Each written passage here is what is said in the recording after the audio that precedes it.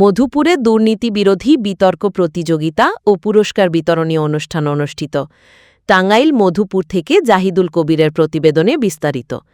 টাঙ্গাইলের মধুপুরে দুর্নীতি বিরোধী বিতর্ক প্রতিযোগিতা ও পুরস্কার বিতরণী অনুষ্ঠান সম্পন্ন হয়েছে।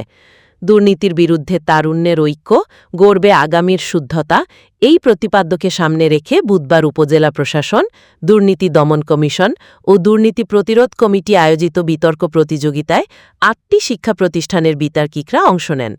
মধুপুর শহীদ স্মৃতি উচ্চ মাধ্যমিক বিদ্যালয়ের কলেজ শাখায় অনুষ্ঠিত প্রতিযোগিতার পুরস্কার বিতরণী অনুষ্ঠানে প্রধান অতিথি ছিলেন মধুপুর উপজেলা নির্বাহী কর্মকর্তা মোহাম্মদ জুবায়ের হোসেন।